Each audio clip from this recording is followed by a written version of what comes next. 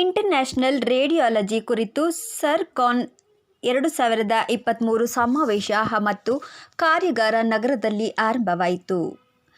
ಗರ್ಭಾಶಯದ fibroid ಗರ್ಭಾಶಯವನ್ನು ತೆಗೆದುಹಾಕದೆ ವಿಸ್ತರಿಸಿದ prostate, ಉಬ್ಬಿರುವ ರಕ್ತನಾಳ, thyroid ಗಂಟು,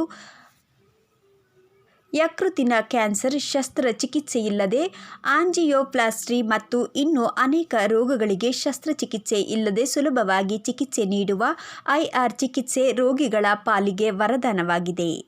Indian society of vascular and interventional radiology Karnataka state chapter ತನ್ನ 2 ದಿನಗಳ ಕಾರ್ಯಾಗಾರ ಮತ್ತು ಸಮಾವೇಶ ಸರ್ಕಾನ್ 2023 ಆಯೋಜಿಸಿತ್ತು. ಕಾರ್ಯಾಗಾರ ವೃತ್ತಿಪರರು ಮತ್ತು ವಿದ್ಯಾರ್ಥಿಗಳಿಗೆ ಮುಂದಿನ ತಲೆಮಾರಿನ ಅತ್ಯುತ್ತಮ ಮತ್ತು ಇಂಟರ್ನ್ಯಾಷನಲ್ ರೇಡಿಯಾಲಜಿ ಕ್ಷೇತ್ರದಲ್ಲಿ ಇತ್ತೀಚಿನ ತಂತ್ರಜ್ಞಾನವನ್ನು ಪರಿಚಯಿಸಲು ಅನುಕೂಲವಾಗುತ್ತದೆ.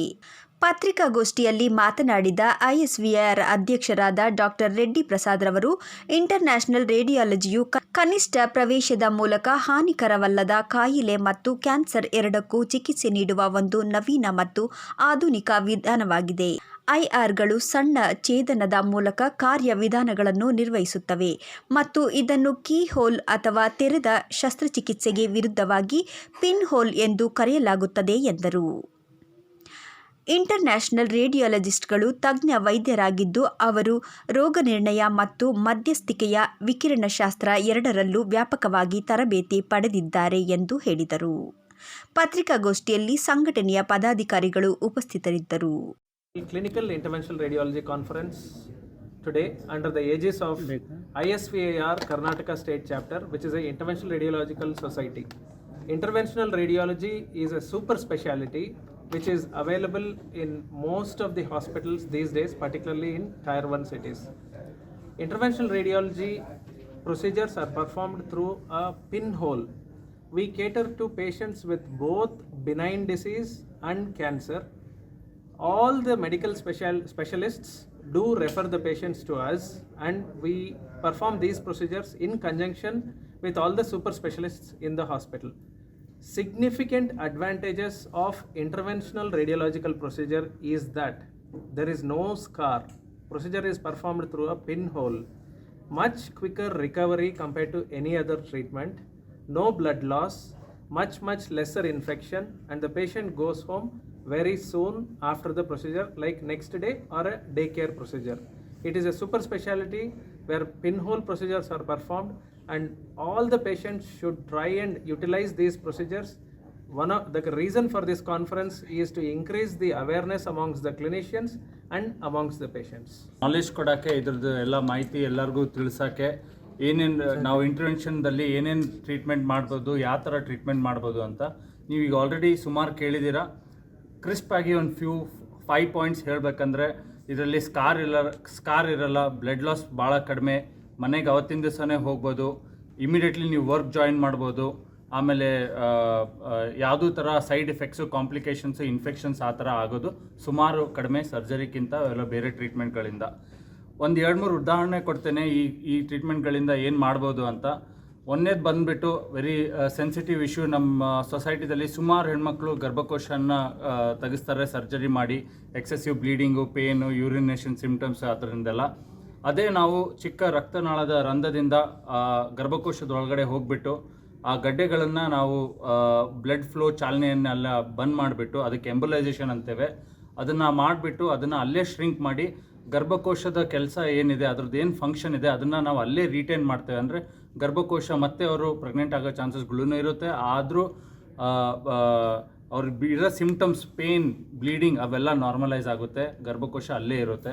ಇದೇ ಥರ ಕಾಲಲ್ಲಿ ರಕ್ತನಾಳಗಳು ನಾವೆಲ್ಲ ನೋಡ್ತೇವೆ. ಸುಮಾರು ಜನಕ್ಕೆ ಉಬ್ಬಿರೋ ರಕ್ತನಾಳಗಳಿರುತ್ತೆ, ಕಾಲಲ್ಲಿ ಗ್ಯಾಂಗ್ರೀನ್ಗಳೆಲ್ಲ ಆಗಿರುತ್ತೆ. ಗ್ಯಾಂಗ್ರೀನ್ ಆಗಿರೋ ಕಾಲುಗಳಲ್ಲಿ ರಕ್ತ ಚಾಲನೆ ಚೆನ್ನಾಗಿರಲ್ಲ.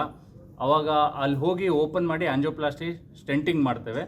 ಅದೇ ಥರ ಉಬ್ಬಿರೋ ರಕ್ತನಾಳಗಳಲ್ಲಿ ರಕ್ತನಾಳಗಳು ಜಾಸ್ತಿ ಆಗಿರುತ್ತೆ ಕಾಲಲ್ಲಿ. ಆ ರಕ್ತನಾಳಗಳನ್ನು ನಾವು ಒಳಗಡೆ ಪಿನ್ ಹೋಲ್ ಮುಖಾಂತರ ಕಟ್ ಮಾಡಲಾರ್ದಂಗೆ ಹೋಗಿ, ಅದಕ್ಕೆ ವೆರಿಕೋಸ್ ವೇನ್ಸ್ ಅಂತಾರೆ, ಅದನ್ನು ನಾವು ಅಲ್ಲಿ ಅದನ್ನು ಕ್ಲೋಸ್ ಮಾಡ್ತೇವೆ. ಇದು ಒಂದು 2 ಉದಾಹರಣೆ ನಮ್ಮ ಸೈಡಿಂದ. Thank you. ಟ್ಯೂಬ್ನ ಒಳಗಡೆ ಬಾಡಿ ಒಳಗಡೆ ಹಾಕಿ ಅಲ್ಲಿಂದ ಬೇರೆ ಬೇರೆ ಥರದ್ದು ಟ್ರೀಟ್ಮೆಂಟ್ಗಳು ಕೊಡ್ತೀವಿ. ಅಂದರೆ ಲಿವರ್ ಕ್ಯಾನ್ಸರ್ ಇದ್ದರೆ ಆ ಲಿವರ್ ಕ್ಯಾನ್ಸರ್ ಎಲ್ಲಿದೆಯೋ ಆ ಜಾಗಕ್ಕೆ ಮಾತ್ರ ಕೀಮೊಥೆರಪಿ ಕೊಡೋವಂಗೆ ಮಾಡಿಬಿಟ್ಟು ಅದು ಕರಗಿಸ್ಬೋದು ಆಪ್ರೇಷನ್ ಇಲ್ದಲೇ. ಮತ್ತು ಯಾವುದೋ ರಕ್ತನಾಳ ಬ್ಲಾಕ್ ಆಗಿದೆ, ಕಾಲಲ್ಲಿ ಬ್ಲಾಕ್ ಆಗಿ ಗ್ಯಾಂಗ್ರೀನ್ ಆಗ್ತಾ ಇದೆ ಅಥವಾ ಓಡಾಡೋಕ್ಕೆ ಆಗ್ತಾ ಇಲ್ಲ ಜನಕ್ಕೆ ಅಂದರೆ ಅದೇ ಟೆಕ್ನಿಕಲ್ಲಿ ಒಂದು ಸಣ್ಣ ಕ್ಯಾಥೆಟರ್ ಅಂತ ಹೇಳ್ತೀವಿ, ಅದು ಕ್ಯಾಥೆಟರ್ ಹಾಕ್ಬಿಟ್ಟು ಎಲ್ಲಿ ಬ್ಲಾಕ್ ಇದೆ ಅಂತ ನೋಡಿ ಅದನ್ನು ಓಪನ್ ಮಾಡ್ತೀವಿ ಬಲೂನ್ ಹಾಕಿ.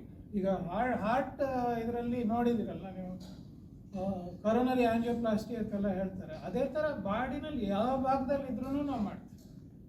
ಕಾಲಲ್ಲಿರ್ಬೋದು, ಕುತ್ತಿಗೆಯಲ್ಲಿರ್ಬೋದು, ಬ್ರೈನ್ನಲ್ಲಿರ್ಬೋದು, ಎಲ್ಲಿದ್ರೂ ಅದನ್ನು ಆಂಜಿಯೋಪ್ಲಾಸ್ಟಿ ಥರ ಮಾಡಿ ಅಥವಾ ಸ್ಟೆಂಟ್ ಹಾಕ್ಬಿಟ್ಟು ಮತ್ತೆ ರಕ್ತ ಚಲನೆಗೆ ಅನುಕೂಲ ಮಾಡಿಕೊಡ್ತೀವಿ. Various operations are done through in a minimally invasive way, like without opening the patient, without doing the surgery, many cancers in the body can be treated. If there is a paralysis or stroke for the patient, those brain hemorrhages can be treated. And if patient has like diabetic foot, he can where we have to amputate the limbs, that limbs can be saved by various procedures like angioplasty, stenting, through interventional radiology. So this is the subspecialty of radiology, where patients are treated as a daycare procedure. Patient need not be admitted for a long time. It can be done as a daycare procedure. So patient's hospitalization and expenditure comes down significantly. So as a national society, our mandate is to have more and more interventional radiologists and these facilities available across the country. And for that, like such conferences is one of the steps towards that.